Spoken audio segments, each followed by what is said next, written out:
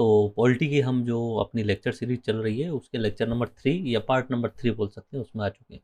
तो हमने शुरुआती पहले 2 लेक्चर्स के अंतर्गत मैंने आपको एक ओवरव्यू में बताया किस तरीके से पूरे अनुच्छेद बताए, पूरे पार्ट्स बताए, अनुसूचियाँ बताई। उसके बाद में मैंने मूल अधिकार, डीपीएसपी, मूल कर्तव्यों के बारे में वो अच्छे तरीके से डिटेल में बता दिया। और जैसा मैंने इनिशियली गारंटेड किया था कि जो मैं पढ़ा रहा हूँ ऑब्जेक्टिव टाइप के एग्जाम में वहाँ से 80 से 90% सवाल निकलेंगे।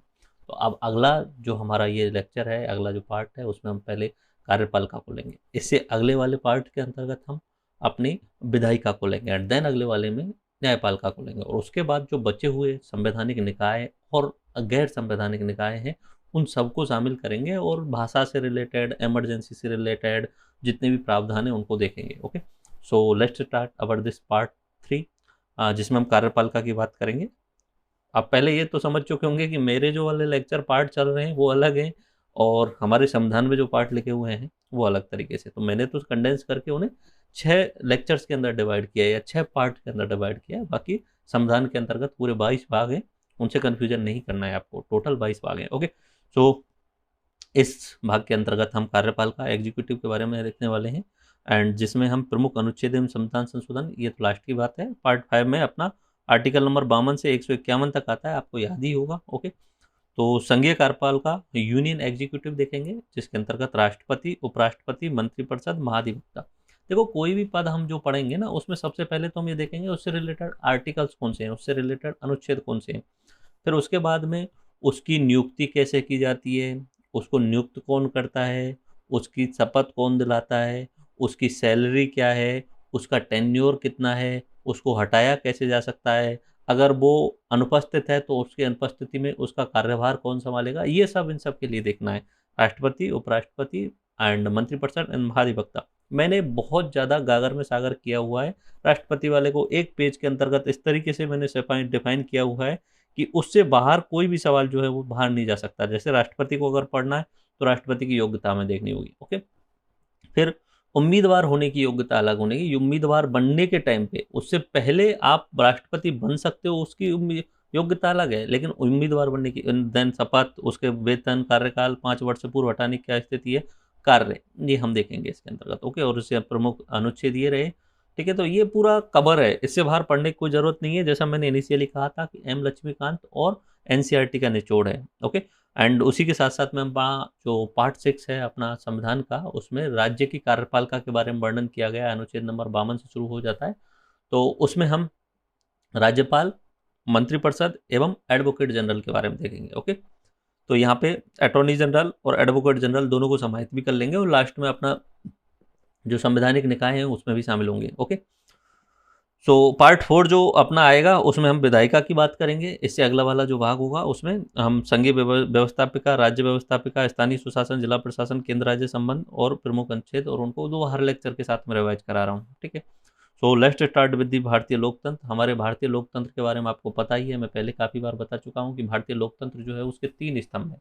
3 स्तंभ कौन कौन से हैं? पहला है अपना व्यवस्थापिका, दूसरा है अपना कार्यपालिका और तीसरा है अपना न्यायपालिका। व्यवस्थापिका क्या होती है? व्यवस्थापिका का काम होता है कानून बनाना। व्यवस्थापिका का काम क्या होता है? कानून बनाना। और उस कानूनों को क्रियान्वयन कौन करवाता है? उन कानूनों का क्रियान्वयन करवाती है अपनी कार्यपालिका, एग्जीक्यूटिव। और उनको देखरेख कौन करता है? वो देखती है कानूनों की समीक्षा करने का अधिकार किसका है? वो न्यायपालिका का है। ओके, तो कानूनों का निर्माण व्यवस्थापिका अपना लेजिस्लेटर करवाएगा, केंद्र के लेवल पे संसद करवाएगी। और संसद का मतलब होता है लोकसभा, राज्यसभा और साथ साथ में प्रधानमंत्री, तीनों को मिलकर संसद बनती है। काफी बार एग्जाम में पूछा गया है संसद का मतलब लोकसभा, राज्यसभा और राष्ट्रपति।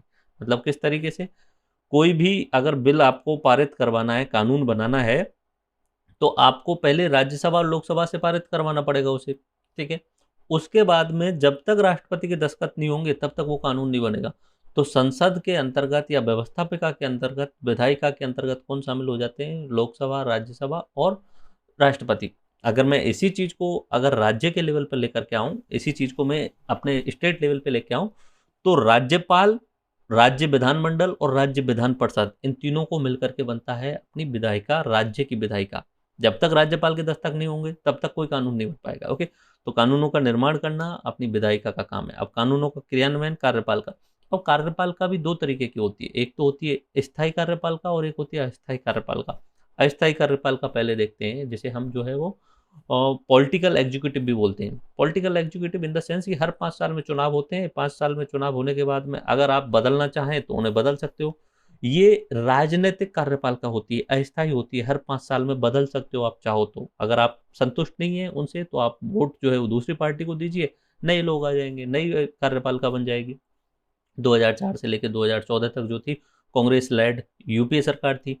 अब 2014 से एनडीए है, बीजेपी के द्वारा जो है वो उसमें बहुमत सबसे ज़्यादा है।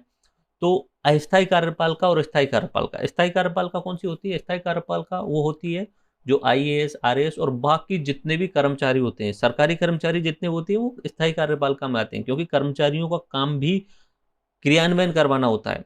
अगर टीचर है कोई टीचर तो वो स्थायी कार्यपालिका के हिस्से में आता है। क्यों आता है? क्योंकि वो भी स्थायी है और जो कानून बने हुए हैं, एक्ट बने हुए हैं, उनको क्रियान्वयन करवा रहा है, टीचिंग के लिए टीचिंग पढ़ा रहा है। मेडिकल में अगर कोई सरकारी गवर्नमेंट में डॉक्टर है तो वो भी स्थायी कार्यपालिका में आता है। मेनली हम सबसे ऊपर जो देखते हैं वो आईएएस, आरएएस और अधीनस्थ कर्मचारियों को हम देखते हैं इसमें। अधीनस्थ कर्मचारी सब जो हैं वो स्थायी कार्यपालिका के अंतर्गत आ जाते हैं, क्योंकि ये कानूनों का क्रियान्वयन करवा रहे हैं। तो मेनली क्या होता है, अस्थायी कार्यपालिका जनता का प्रतिनिधित्व करती है और एक ओवरव्यू में जो है इनको निर्देश देती है स्थायी कार्यपालिकाओं वाले के लिए। तो अस्थायी कार्यपालिका में राष्ट्रपति आता है, उपराष्ट्रपति आता है, प्रधानमंत्री आता है, मंत्रिपरिषद आता है। राज्यपाल, मुख्यमंत्री और मंत्रिपरिषद राज्य के लेवल पे आते हैं। ठीक है, अब आपको दोनों चीज क्लियर हुई या नहीं हुई? मैंने बोला कि कार्यपालिका को दो भागों में बांट सकते हो आप। कौन कौन से भाग? एक हो गई स्थायी कार्यपालिका और एक हो गई अस्थायी कार्यपालिका। मेनली अस्थायी कार्यपालिका जिसे हम पॉलिटिकल कार्यपालिका बोल सकते हैं, पॉलिटिकल एग्जीक्यूटिव बोल सकते हैं। चुनाव होते हैं ना 5 साल में, 5 साल में चुनने के बाद में मंत्री चुने जाते हैं। वो जो मंत्री और मंत्रिपरिषद और वो मुख्यमंत्री या केंद्र के लेवल पे मंत्रिपरिषद और प्रधानमंत्री चुने जा रहे हैं, वही अस्थायी कार्यपालिका होती है। 5 साल बाद में फिर चुनाव होंगे। ठीक है, अब इनके साथ साथ में पैरेलल में स्थायी कार्यपालिका काम करती है। ठीक है, इनके साथ में हर बड़े नेता, हर मंत्री के साथ में एक आईएएस, आरएएस अधिकारी हमेशा होता ही है। मुख्य अपना ये मान के चलिए जैसे प्रधानमंत्री हैं, प्राइम मिनिस्टर। ठीक है, प्राइम मिनिस्टर जो है वो अपना हो गए अस्थायी कार्यपालिका, लेकिन इनके साथ में ही एक जो होता है मुख्य सचिव होता है और वो आईएएस अधिकारी होता है, टॉप मोस्ट का आईएएस अधिकारी होता है। वो स्थायी कार्यपालिका का होता है, मुख्य सचिव होता है, जैसे नृपेंद्र मिश्र से पहले। तो एक होता है चीफ अपना सेक्रेटरी होता है, मुख्य सचिव होता है। ठीक है, ऐसे ही राज्य के लेवल पे सीएम के साथ में मुख्य सचिव होता है। कोई भी मंत्री हो, मान लीजिए कि कोई गृह मंत्री है। ठीक है, गृह मंत्री, तो गृह मंत्री के साथ साथ में गृह मंत्रालय में गृह सचिव भी होता है और ये आईएएस अधिकारी होता है। ठीक है, ये आईएएस अधिकारी होता है। तो कार्यपालिका स्थायी कार्यपालिका के साथ साथ में अस्थायी कार्यपालिका दोनों ही होती हैं। ओके, तो अस्थायी कार्यपालिका को, अस्थायी वाली को हम चुनते हैं हर 5 साल में, और अस्थायी जो है वो एग्जाम के द्वारा एग्जाम कंडक्ट करवाए जाते हैं, यूपीएससी, स्टेट पीएससी और अदर बोर्ड्स के द्वारा, और उनके बाद उन्हें चुना जाता है। तो एक व्यवस्थापिका जो होती है कानून निर्माण करने का काम करती है, जिसमें राज्यसभा, लोकसभा और राष्ट्रपति होते हैं। कार्यपालिका कानूनों का क्रियान्वयन करवाना होता है, और जिसमें अस्थायी और स्थायी कार्यपालिका दोनों होती है। हमें पढ़ना कौन सा है? अस्थायी, क्योंकि संविधान में मोस्टली जो वर्णन किया गया है अस्थायी का किया गया है। बाकी स्थायी कार्यपालिका के लिए तो बोल दिया गया है कि 308 से लेकर 323 में आप जो है सर्विस किस तरीके से बढ़ाओगे वो आप देख लेना अपने हिसाब से, ऐसा बोल दिया गया। तो हमें अस्थायी कार्यपालिका में राष्ट्रपति, उपराष्ट्रपति, प्रधानमंत्री, मंत्रिपरिषद और यहाँ पे अटॉर्नी जनरल का भी व्याख्या की, तो उनको पढ़ना है यहाँ पे। एंड देन फिर राज्य के लेवल पर राज्यपाल, मुख्यमंत्री, मंत्रिपरिषद, इनको देखना है। न्यायपालिका कानूनों की समीक्षा करने का काम होता है। एक इंटीग्रेटेड न्यायपालिका है हमारी, ऊपर से नीचे तक एकीकृत है। ये हमने अमेरिका से लिया है। इसमें जुडिशियल रिव्यू का भी है, और आर्टिकल 32, आर्टिकल 13, आर्टिकल 226 बहुत इंपॉर्टेंट होते हैं न्यायपालिका से रिलेटेड। 124 जो है वो सुप्रीम कोर्ट की बात करता है, 214 जो है वो हाई कोर्ट की बात करता है। आर्टिकल 13 सुप्रीम कोर्ट को और हाई कोर्ट को जुडिशियल रिव्यू का अधिकार देता है। उसमें कहा जाता है कि अगर कोई भी कानून जो है वो संविधान के सम्मत नहीं है तो उसका जुडिशियल रिव्यू करके उसे खत्म किया जा सकता है सुप्रीम कोर्ट या हाई कोर्ट के द्वारा। ठीक है, ये आर्टिकल 13 में लिखा हुआ है। ओके, और रिट जारी करने की शक्ति आर्टिकल 32 के तहत सुप्रीम कोर्ट को मिलती है और आर्टिकल 226 के तहत हाई कोर्ट को मिलती है। So let's start with the राष्ट्रपति। ठीक है, कार्यपालिका शुरू करते हैं। कार्यपालिका में अस्थायी कार्यपालिका जो संविधान में लिखी हुई है, तो राष्ट्रपति, मैंने आपको बताया पार्ट 5 का पहला चैप्टर जो है वो राष्ट्रपति अपने कार्यपालिका से रिलेटेड है, जिसमें सबसे पहला जो पोस्ट दिया हुआ है वो राष्ट्रपति का। तो ये भारत का प्रथम नागरिक होता है, फर्स्ट सिटीजन ऑफ इंडिया होता है, ये सुप्रीम होता है ऑल इंडिया में, ठीक है। वरीयता क्रम मैं आगे बताऊंगा, वरीयता क्रम पूरा लिखा हुआ है मैंने। तो वरीयता क्रम के मामले में पहले नंबर पे कौन आता है? वरीयता क्रम के पहले नंबर पे आता है अपना राष्ट्रपति, उसके बाद में वाइस प्रेसिडेंट आता है। तो पूरी 10 की लिस्ट मेरे पास है, वो आप देख लेंगे थोड़ी देर में। तो भारत का प्रथम नागरिक कौन होता है? राष्ट्रपति। भारत के जितने भी काम होते हैं वो किसके नाम से होते हैं? वो राष्ट्रपति के नाम से होते हैं। अगर किसी विदेश के साथ संधि करनी है तो वो राष्ट्रपति के नाम से होती है। कोई भी एक्ट पास होगा तो वो राष्ट्रपति के दस्तखत के बाद ही होगा। कोई भी स्कीम आएगी वो भी राष्ट्रपति के दस्तखत ही फाइनल होंगे।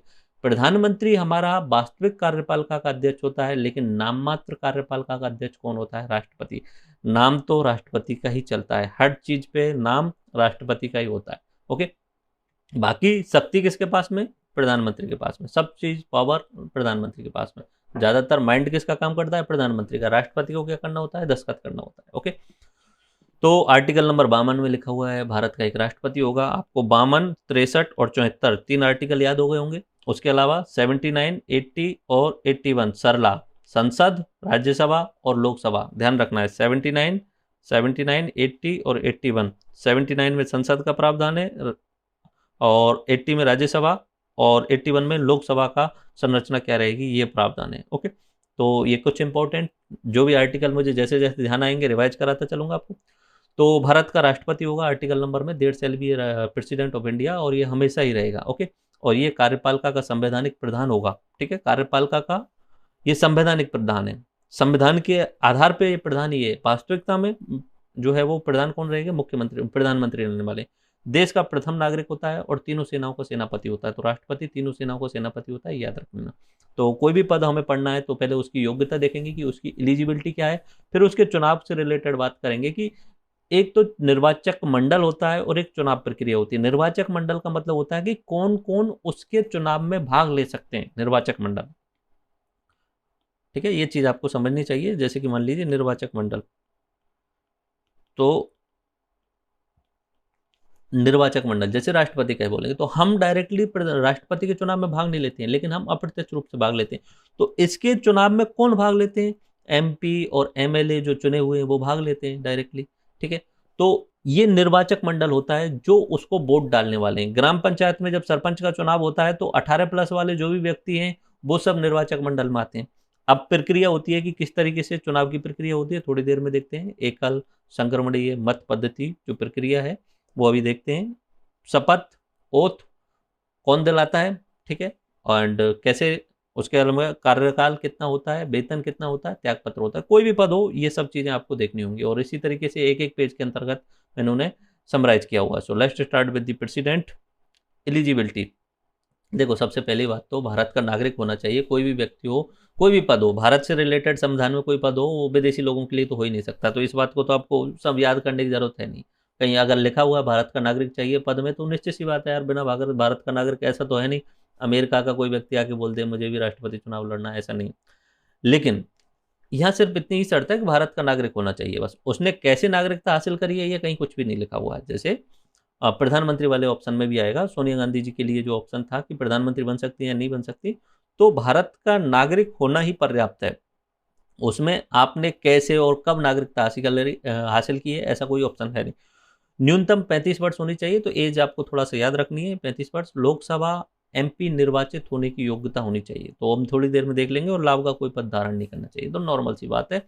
राष्ट्रपति अगर आपको बनना है तो उम्र 35 वर्ष होनी चाहिए, भारत का नागरिक होनी चाहिए, एक एमपी के लिए जो योग्यताएं होनी चाहिए वो होनी चाहिए, और लाभ का पद। ऐसे ही अगर हम वाइस प्रेसिडेंट की बात करेंगे तो वाइस प्रेसिडेंट जो होता है वो राज्यसभा का उपसभापति होता है।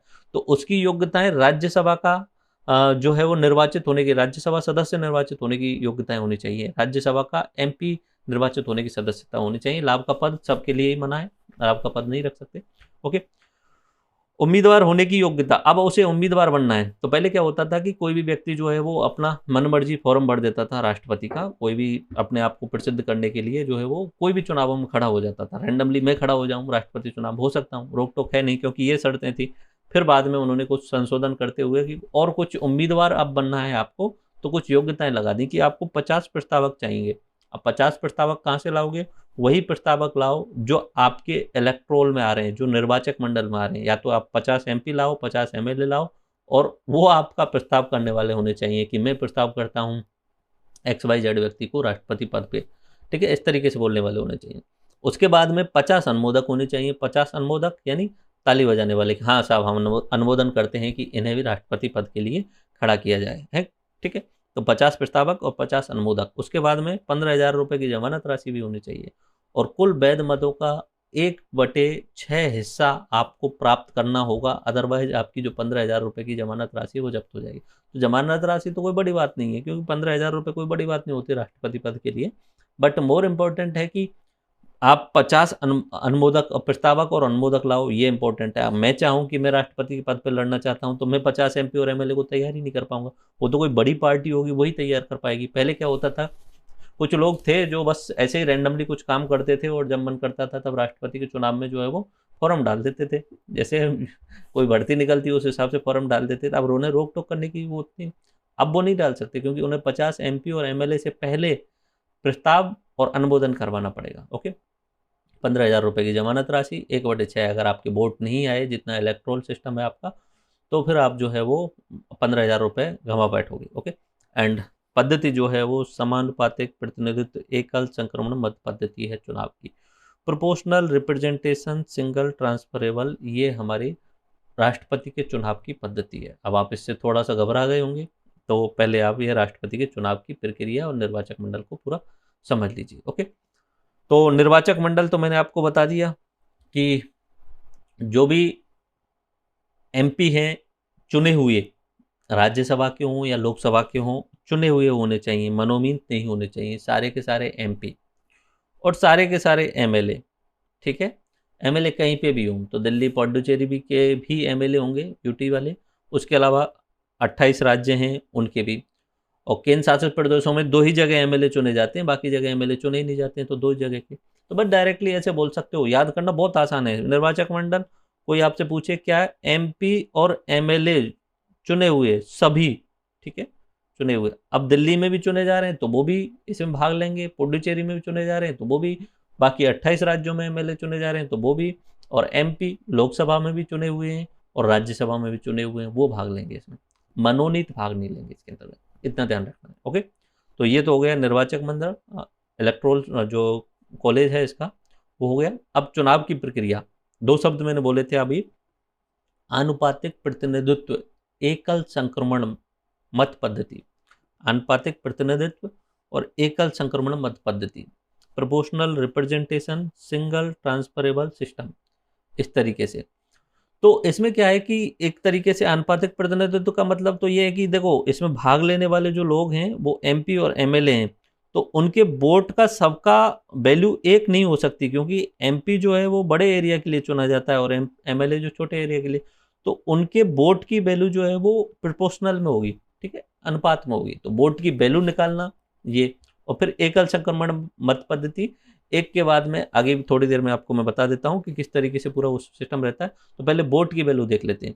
तो एक MLA की वोट की वैल्यू निकालनी है, तो किस तरीके से निकालते हैं, राज्य की कुल जनसंख्या जो 1971 में थी, उसके बाद में से चेंज नहीं किया, तो राज्य की कुल जनसंख्या जो 1971 में थी अपॉन राज्य की विधानसभा में कुल कितने MLA हैं इंटू 1000, ठीक है, नीचे ही भाग देना है 1000 का। तो इस तरीके से मान लीजिए कि अपने राजस्थान की अगर हमें एग्जाम्पल के थ्रू निकालना हो, तो राजस्थान का 1971 में करीब करीब 2.5 करोड़ के आसपास में जनसंख्या थी, 2.5 करोड़ जनसंख्या थी। MLA राजस्थान के 200 होते थे और नीचे ही भाग देना है आपको 100 का, तो 2.7 करोड़ एंड 250 200 एंड 1000। तो ये करने के बाद में राजस्थान के एक MLA की वैल्यू निकल के आ जाती है। अब आपको एक संसद यानी MP का एक वैल्यू निकालना है, तो बस सीधा सा तरीका है, जितने भी राज्यों के MLA हैं उनका गुणा उनके वैल्यू से कर दीजिए और बटे जो लोकसभा और राज्यसभा के कुल सदस्य हैं उनसे कर दीजिए, ठीक है। तो एक वर्तमान में एक MP का मूल्य जो निकल के आता है 307, ठीक है। कुल मिला के MLA जो है 4120, बट उससे भी ज़्यादा हो चुके हैं, अभी धीरे धीरे बढ़ते जा रहे हैं, तो बढ़ जाता है, हर बार चुनाव होते हैं उस समय परिसीमन के हिसाब से थोड़ा बहुत चेंज भी कर सकते हैं। ओके, तो ये आप निकाल सकते हैं एक MP की वैल्यू कितनी आती है 708 के आसपास में, और एक MLA, हर राज्य के लिए एक MLA की वैल्यू अलग रहेगी, हर राज्य के लिए अलग रहेगी। Okay, that's it. तो संसद और विधानसभाओं के मनोनीत सदस्य, विधान परिषद के मनोनीत सदस्य इसमें चुनाव में भाग नहीं लेते, मनोनीत कोई भी भाग नहीं लेता है। ओके, तो इसके बाद में एकल संक्रमण मत पद्धति है। इसमें क्या होता है कि एक लिस्ट बना के देते हैं, इस तरीके से आपको बता देता हूं। मान लीजिए कि 3 लोग खड़े होने वाले चुनाव में, ए, बी और सी, ठीक है। तो जो वोट देने वाले लोग हैं, ये तो खड़े होने वाले लोग हैं ए बी सी, और वोट देने वाले 776 तो जो है एमपी हैं, और 4100 प्लस जो है वो एमएलए हैं। आसपास मान लीजिए कि 5000 लोग वोट देने वाले हैं। उन सबके सामने जो बैलेट लाया जाता है उसमें ऑप्शन दिए जाते हैं कि आप पहली वरीयता पे किसको देना चाहते हो, दूसरी वरीयता पे किसको देना चाहते हो, और तीसरी वरीयता पे।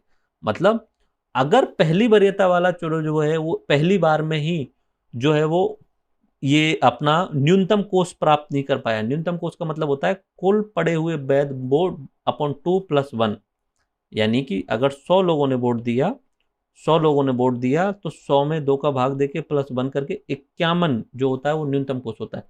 तो पहली अगर गणना होगी, प्रथम गणना में अगर 51 वोट नहीं लिए, यानी 51% में नहीं आ पाया, तो फिर उसके बाद में दूसरी वरीयता वाले क्रम को चेक किया जाएगा। तो पहली वरीयता पे मान ली एक ने बोल दिया कि रामनाथ कोविंद जी को, ठीक है, और वही बोलेगा कि मैं दूसरी वरीयता पे ये हामिद अंसारी जी को देखना चाहता हूँ, और तीसरी वरीयता पे मैं प्रतिभा पाटिल जी को देखना चाहता हूँ। इस तरीके से हो सकता है ऑप्शन।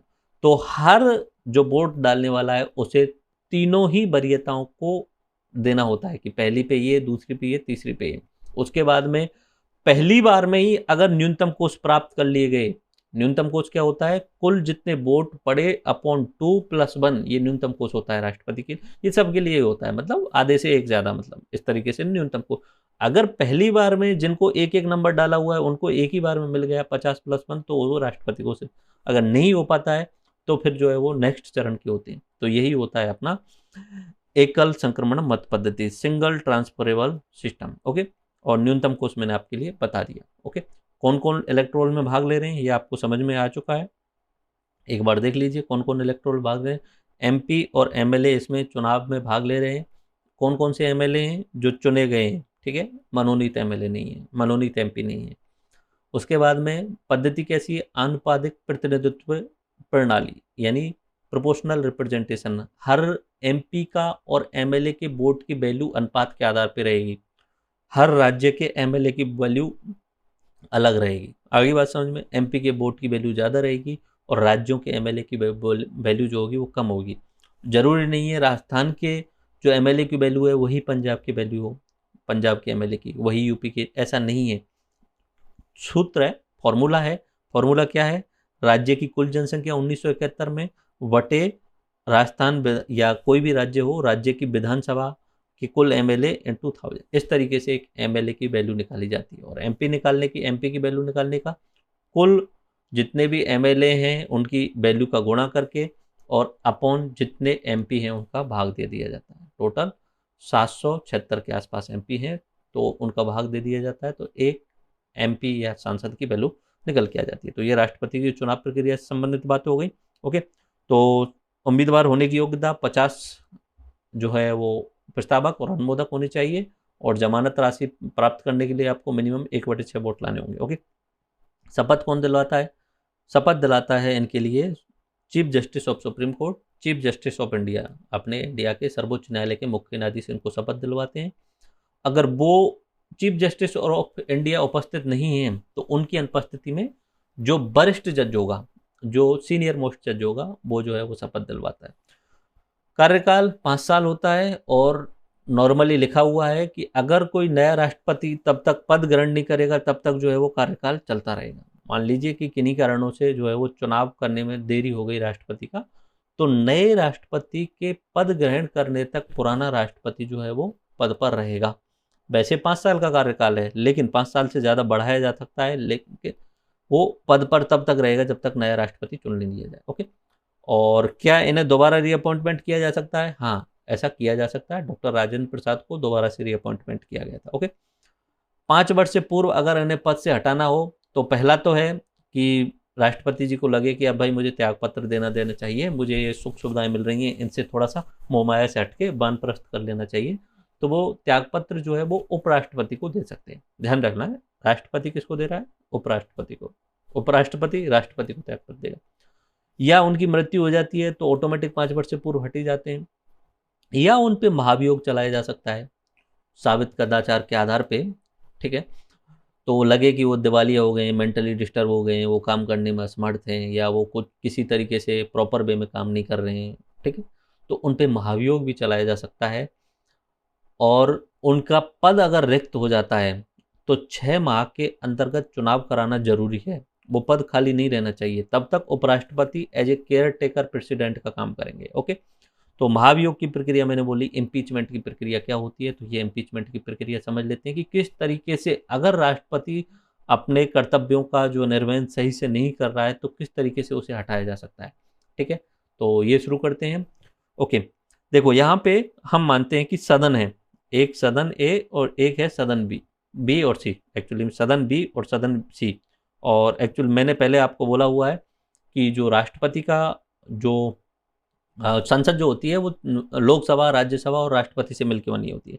तो यहाँ आप लोकसभा मान लीजिए या राज्यसभा मान लीजिए या उल्टा मान लीजिए, सदन कोई फिक्स नहीं है। किसी भी सदन में जो है वो हम शुरू कर सकते हैं। मान लीजिए कि हमने इस सदन से राष्ट्रपति को हटाने की इम्पीचमेंट की प्रोसेस शुरू करी, ठीक है। यहाँ पे किन्हीं कारणों से लगता है कि राष्ट्रपति जो मेंटली स्टेबल नहीं है, या वो अपने कर्तव्यों को पालन सही ढंग से नहीं कर पा रहे हैं, या साबित कदाचार कुछ भी हो, तो पहला सदन, ये मान लिया लोकसभा, अब ये हटाना चाह रहे हैं राष्ट्रपति को, तो पहले क्या करेंगे? ये प्रस्ताव भेजेंगे 1/4 बहुमत से पारित करके, नॉर्मल साधारण बहुमत से, कि भाई हम राष्ट्रपति जी आपको हटाना चाह रहे हैं। यानी प्रस्ताव भेज के 14 दिन पूर्व सूचना दे देंगे राष्ट्रपति जी को कि अब आपके खिलाफ जो है वो इम्पीचमेंट प्रोसेस शुरू की जाएगी। अभी इम्पीचमेंट प्रोसेस शुरू नहीं हुई है, पहले तो राष्ट्रपति को 14 दिन पूर्व सूचना दी जा रही है कि हम आपको हटाने के लिए महाभियोग प्रक्रिया शुरू करने वाले हैं। 14 दिन पहले शुरू किया जा रहा है ये सब, ठीक है। और वो उसमें भी 1/4 बहुमत जरूरी होता है। तो कहां से शुरू हुआ? कोई भी सदन हो, इसमें लोकसभा हो राज्यसभा हो, फिक्स नहीं है, किसी भी सदन से। मान लीजिए सदन एक लोकसभा बोल दिया मैंने, तो यहां से इन्होंने 1/4 ने बहुमत से पारित करके राष्ट्रपति जी को सूचना दे दी कि हम आपको हटाने के लिए महाभियोग लाने वाले हैं। अब राष्ट्रपति को जिस सदन में शुरुआत हुई है उस सदन में आके सफाई देनी पड़ेगी कि जो आपके सवाल हैं या आपके मन में जो स्थिति है उसको क्लियर करना पड़ेगा। तो राष्ट्रपति आके उस सदन में जो है वो भाग लेंगे, ठीक है। और अपने जो भी सवाल किए गए हैं या जिन पे भी आधार पे उन्हें कदाचार बताया जा रहा है उनके हिसाब से वो अपना पक्ष रखने की कोशिश करेंगे उसी सदन में जहां से महाभियोग की प्रक्रिया शुरू की जाने वाली है। मान लीजिए कि ये सदन संतुष्ट नहीं होता है राष्ट्रपति के जवाबों से, और ये सदन क्या करता है कि महाभियोग की प्रक्रिया शुरू कर देता है। और महाभियोग की प्रक्रिया शुरू करने का मतलब है कि इस सदन को 2/3 बहुमत से पारित करके भेजना होगा दूसरी सदन के लिए। तो कि अब हमने महाभियोग प्रक्रिया शुरू कर दी है, तो महाभियोग प्रक्रिया में 2/3 बहुमत, 2/3 बहुमत टोटल जितनी वैल्यू है हमारे जिस भी सदन में से शुरू किया गया है उसका 2/3 तो कम से कम चाहिएगा ही चाहिएगा। ओके, उपस्थित नहीं, सदन की कुल संख्या का 2/3 इन्होंने 2/3 से पारित करके दूसरे सदन को भेज दिया। अब ये दूसरा सदन क्या करेगा? ये दूसरा सदन जो होगा वो दूसरा सदन जो है वो पहले जांच समिति बिठाएगा, ठीक है, जांच समिति बिठाएगा, और जांच समिति जो है वो रिपोर्ट दे देगी इस सदन को। थोड़ा सा दोबारा से समझिए, प्रोसेस इस तरीके से चल रही है, क्रम संख्या इसमें लिखी हुई है, क्लियर आपको पता चला। तो ये दूसरे सदन के पास में पहुंचा, तो यहाँ से ये जो है वो जांच समिति बिठाएगा 6 नंबर पे। और ये जांच समिति अगर बोल देती है हाँ भाई राष्ट्रपति जो है वो हटा देना चाहिए, तो ये रिपोर्ट वापस जो इस सदन के पास में आ जाएगी। और अब ये सदन 2/3 बहुमत से जो है वो अगर उसे पारित कर देता है तो महाभियोग की पूर्ण हो जाती है और राष्ट्रपति को हटाया जा सकता है। थोड़ा सा कठिन हुआ समझने की, दोबारा से कोशिश करते हैं, एक नए पेज के थ्रू समझने की कोशिश करते हैं। ओके, ये लोकसभा, ये राज्यसभा, ठीक है, ये लोकसभा और ये राज्यसभा, थोड़ा सा इधर ले लेता हूँ, और यहाँ हमारे राष्ट्रपति जी, ठीक है। अब राष्ट्रपति जी को हटाने की अगर प्रक्रिया करनी है, ठीक है, तो सबसे पहले जिस भी सदन से वो प्रक्रिया शुरू की जानी है, लोकसभा से भी की जा सकती है, राज्यसभा से भी की जा सकती है। मान लीजिए लोकसभा से शुरू की जा रही है, तो ये लोकसभा वाले 14 दिन पहले सूचना दे देंगे राष्ट्रपति जी को कि आपके खिलाफ महाभियोग लाया जाने वाला है, और ये 14 दिन पहले भी सूचना दी जाएगी, वो 1/4 बहुमत के आधार पर दी जाएगी। ऐसा नहीं कि 2 आदमी जाके बोल दिया जाए कि भैया कि आपके खिलाफ बहुमत लाने वाले हैं, आपके खिलाफ महाभियोग लाने, 2 आदमियों से महाभियोग की प्रक्रिया भी शुरुआत नहीं होगी। तो यहाँ पे 1/4 बहुमत से उन्होंने राष्ट्रपति को बोल दिया। राष्ट्रपति अपना जवाब देने के लिए इसी सदन में आएगा, और मान लीजिए ये सदन उनके जवाब से संतुष्ट नहीं होता है, तो ये लोकसभा 2/3 बहुमत से कुल सदस्यों की, उपस्थित नहीं कुल सदस्य, उपस्थित भले कम हो लेकिन हमें कुल सदस्यों के 2/3 देखना, ये 2/3 से जो है वो पारित करके राज्यसभा को दे देते हैं। अब राज्यसभा क्या करेगा, एक जांच समिति बिठाएगा, जांच समिति, ठीक है। ये जांच समिति को बोलेगा कि आप चेक करके बताओ, जैसा पहले सदन ने बोला है क्या वो सही है, राष्ट्रपति के खिलाफ महाभियोग लाया जाना चाहिए। इसने बोल दिया कि हाँ ठीक है सही है, तो ये राज्यसभा भी 2/3 बहुमत से पारित कर देगा और यहाँ राष्ट्रपति को हटा दिया जाएगा। आगे बात समझ में, ये राष्ट्रपति के खिलाफ महाभियोग की प्रक्रिया ऑब्जेक्टिव टाइप में पूछा जाएगा, तो इसमें से आप निश्चित कर दोगे। आगे बात समझ में, तो ये हुई राष्ट्रपति के खिलाफ महाभियोग की प्रक्रिया कंप्लीट। ओके, तो हटाने की प्रक्रिया आपको समझ में आ गई, त्यागपत्र दे दे, मृत्यु हो जाए, महाभियोग प्रक्रिया, और अगर हट भी जाता है तो 6 माह के अंदर तक चुनाव कराने होंगे। अब राष्ट्रपति के कार्यों के बारे में बात करते हैं। तो राष्ट्रपति के कार्य, ओके, तो राष्ट्रपति के कार्यों की अगर बात करें हम, तो नियुक्ति जो है किन किन लोगों की नियुक्ति करता है राष्ट्रपति, ठीक है। प्रधानमंत्री की नियुक्ति राष्ट्रपति के द्वारा की जाती है। Chief justice of supreme court and chief justice of high court, इनकी नियुक्ति राष्ट्रपति के द्वारा की जाती है। कंट्रोलर एंड ऑडिटर जनरल, नियंत्रक एवं महालेखा परीक्षक की नियुक्ति राष्ट्रपति के द्वारा की जाती है। चीफ इलेक्शन कमिश्नर, इसकी नियुक्ति राष्ट्रपति के द्वारा की जाती है। Governor, attorney general, UPSC chairman और जितने भी एम्बेसडर, राजदूत होते हैं, उन सब की नियुक्ति राष्ट्रपति के द्वारा की जाती है। ध्यान आई, प्रधानमंत्री, chief justice of supreme court, chief justice of high court, CAG, CEC, governor, attorney general, UPSC chairman और राजदूत, इन सब की नियुक्ति जो है वो राष्ट्रपति के द्वारा की जाती है। ओके, अब विधायी शक्तियां राष्ट्रपति की, पहले नियुक्ति वाली शक्तियां, ये ध्यान रख लेना, विधायी शक्तियां, विधायी शक्तियों का तो आपको समझ में आ गया होगा। लेजिस्लेटर राष्ट्रपति को मिलके ही बनता है, बिना राष्ट्रपति के लेजिस्लेचर बन ही नहीं सकता, यानी राष्ट्रपति, लोकसभा और राज्यसभा, इन तीनों को मिलके ही संसद बनता है, कोई भी कानून इन तीनों के बिना पूरा नहीं हो सकता। तो ये तो ओवरव्यू वाली हो गई। और आर्टिकल नंबर 87 में राष्ट्रपति को विशेष अभिभाषण की शक्ति है दोनों सदन के बीच में जाकर के। ओके, उसके अलावा अध्यादेश जारी करने की शक्ति है राष्ट्रपति के पास में। आर्टिकल नंबर 72 में क्षमादान करने की शक्ति है। आर्टिकल नंबर 143 में सुप्रीम कोर्ट से परामर्श मांगने की शक्ति है। उसके अलावा आपातकाल की शक्ति है आर्टिकल नंबर 352, 356 और 360 के तहत। ओके, और जेबी वीटो का भी अधिकार राष्ट्रपति के पास में है। निर्णय अभाव की स्थिति में विधेयक को अपने जेब में रख लेता है, अपने पॉकेट में रख लेता है, उसे जेबी वीटो के नाम से जाना जाता है। राष्ट्रपति के कार्य हुए, एक बार रिवाइज करते हैं कौन कौन से कार्य हुए। पहली बात तो नियुक्ति से रिलेटेड, नियुक्ति किन किन लोगों की नियुक्ति कर सकता है राष्ट्रपति, पीएम की, chief justice of supreme court, chief justice of high court, high court और सुप्रीम कोर्ट के जो मुख्य न्यायाधीश होते हैं उनकी नियुक्ति भी राष्ट्रपति के द्वारा की जाती है। कैग की नियुक्ति राष्ट्रपति के द्वारा की जाती है। उसके बाद में चीफ इलेक्शन कमिश्नर, मुख्य निर्वाचन आयुक्त की नियुक्ति राष्ट्रपति के द्वारा की जाती है। राज्यों के राज्यपालों की नियुक्ति यानी गवर्नर की नियुक्ति राष्ट्रपति के द्वारा की जाती है। अटॉर्नी जनरल की नियुक्ति राष्ट्रपति के द्वारा की जाती है। यूपीएससी चेयरमैन की नियुक्ति और बाकी राजदूतों की नियुक्ति भी राष्ट्रपति के द्वारा की जाती है। विधायी शक्तियों में आपको 3-4 आर्टिकल याद रखने होंगे।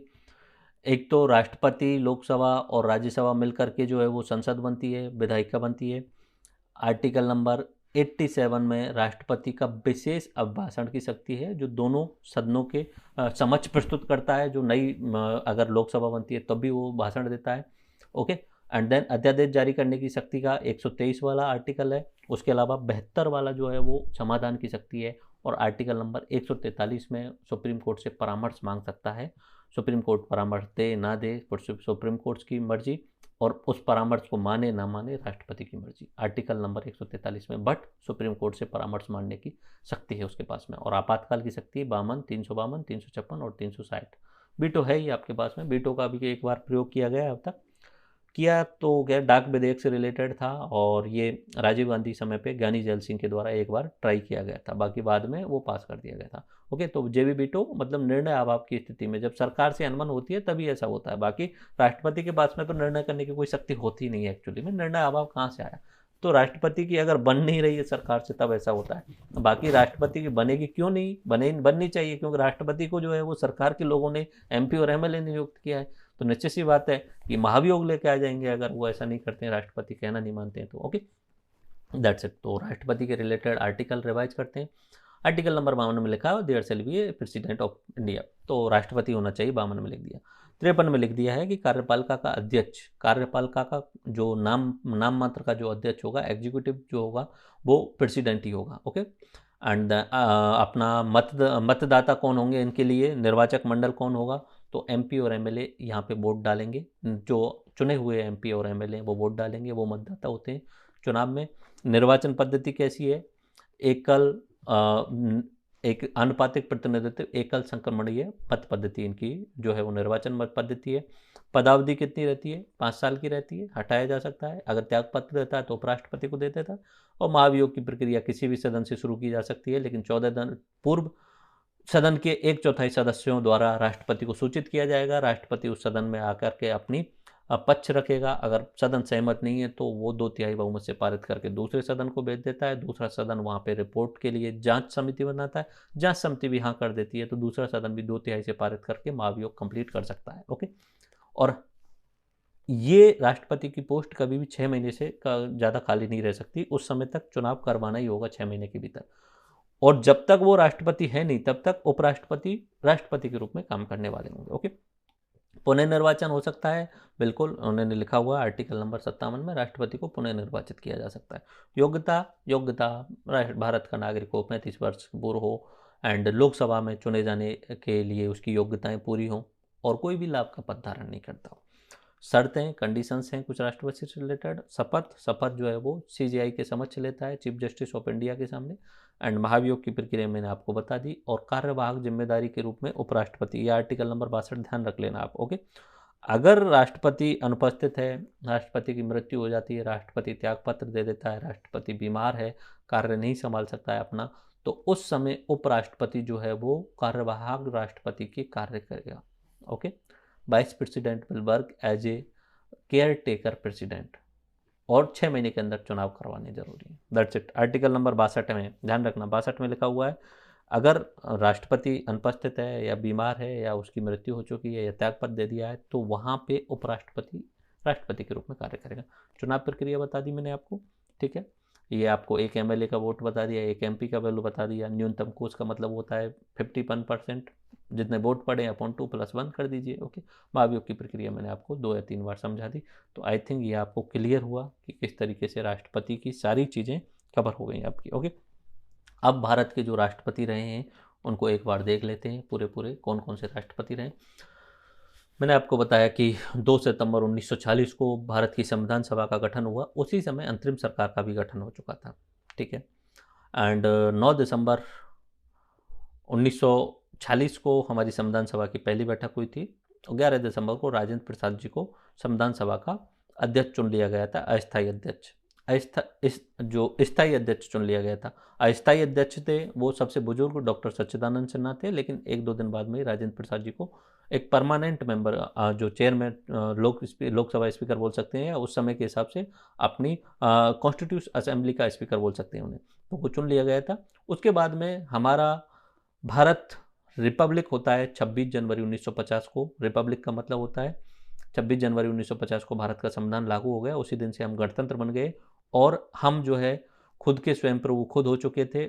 26 जनवरी से पहले राष्ट्रपति नहीं होता था, क्योंकि उस समय तक हम गणतंत्र नहीं थे। गणतंत्र इन द सेंस कि हम पे प्रधानमंत्री तो हमारा बन गया था, लेकिन हमारे ऊपर जो थे वो ब्रिटिश क्राउन था कहीं ना कहीं। ओके, तो उस समय गवर्नर जनरल जी जो होता है वो वाइसरॉय जिसे बोल सकते हो, वही जो थे वो राष्ट्रपति के रूप में काम करते थे। लेकिन 26 जनवरी से मान लीजिए कि हम शुरुआत करते हैं, तो 26 जनवरी 1950 को उस समय राष्ट्रपति के रूप में राजेंद्र प्रसाद जी थे। एंड ये 1950 से लेके और कंटिन्यूस रहे 12 साल तक, यानी इनका चुनाव हुआ था 1952 में, 1950 में तो ये ऑटोमेटिक ही बन चुके थे 1946 वाले चुनाव के आधार पे। तो 1952 में पहली बार चुनाव हुआ, तब ये राष्ट्रपति रहे। एंड उसके बाद में 1957 में चुनाव हुआ, तब ये राष्ट्रपति रहे। एंड 1962 के बाद में फिर इन्होंने अपना पद त्याग दिया। ओके, तो ये ध्यान रख लेना कि पहले राष्ट्रपति डॉक्टर राजेंद्र प्रसाद और पहले उपराष्ट्रपति डॉक्टर सर्वपल्ली राधाकृष्णन। ठीक है, तो उस समय 10 साल तक राष्ट्रपति जब राजेंद्र प्रसाद थे, तब डॉक्टर राधाकृष्णन उपराष्ट्रपति थे। लेकिन जैसे ही राजेंद्र प्रसाद जी राष्ट्रपति पद का त्याग देंगे, तो उसके बाद में डॉक्टर सर्वपल्ली राधाकृष्णन अगले 5 साल के लिए राष्ट्रपति बन जाएंगे। तो सबसे लंबा कार्यकाल आपसे पूछा जाए तो डॉक्टर राजेंद्र प्रसाद का 2 बार निर्वाचित हुए थे और 1 बार पहली बार मनोनीत हो चुके थे। 1952 और 57 में तो इनको चुना गया और उससे पहले मनोनीत हुए थे। ओके, डॉक्टर सर्वपल्ली राधाकृष्णन 62 से 67 तक रहे थे।